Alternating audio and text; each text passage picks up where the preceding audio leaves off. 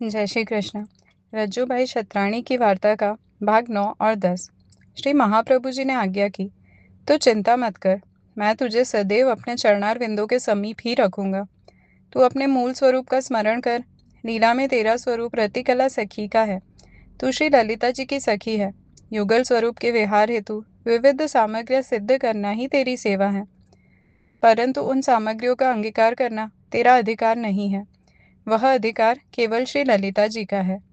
युगल स्वरूप को स्वयं सामग्री अर्पित कराने का तेरा मनोरथ नित्य लीला में पूर्ण नहीं हुआ था। उसी अधूरे मनोरथ की पूर्ति के लिए तू इस भूतल पर आई है। यहाँ मैं स्वयं तेरे उस मनोरथ को स्वीकार करूंगा।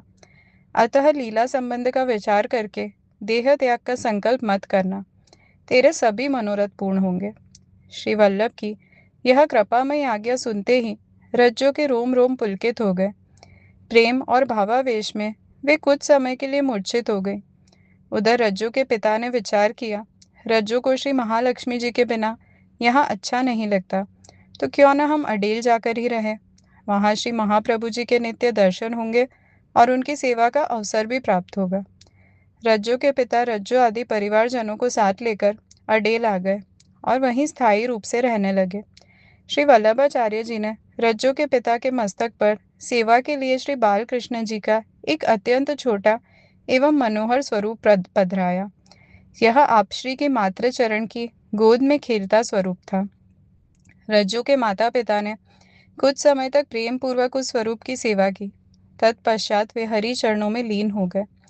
अब रज्जू ने धैर्य धारण किया और तन मन तथा धन से श्री महाप्रभु जी एवं श्री बालकृष्ण जी की सेवा में स्वयं को समर्पित कर दिया। घर में जो भी सामग्री सिद्ध करती वह सब श्री बालकृष्ण जी और श्री महाप्रभु जी को प्रेम पूर्वक अर्पित करती। प्रतिदिन प्रातः 3 बजे स्नान करके वे श्री महाप्रभु जी के यहाँ टहल सेवा के लिए पहुंच जाती और सदैव उनकी सेवा में तत्पर रहती। एक बार श्री महालक्ष्मी जी ने विनय पूर्वक निवेदन किया, कृपानाथ, रज्जू का मनोरथ है कि आप शयन भोग में उसके हाथ की बनी अनसखड़ी सामग्री का अंगीकार करें। श्री महाप्रभु जी ने उत्तर दिया, यह कैसे संभव हो सकता है। यदि हम स्वयं वर्णाश्रम धर्म का पालन नहीं करेंगे तो फिर और कौन करेगा। जाति से हम ब्राह्मण हैं और रज्जू क्षत्राणी है। श्री महालक्ष्मी जी ने पुनः अत्यंत विनम्रता से कहा, महाराज, आपकी बात पूर्णतः सत्य है।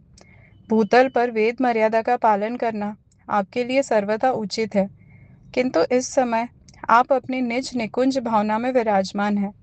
आपने स्वयं रज्जू को उसके लीला स्वरूप की झांकी कराकर कृपा पूर्वक यह वचन दिया था कि उसके मनोरथ को स्वीकार करेंगे।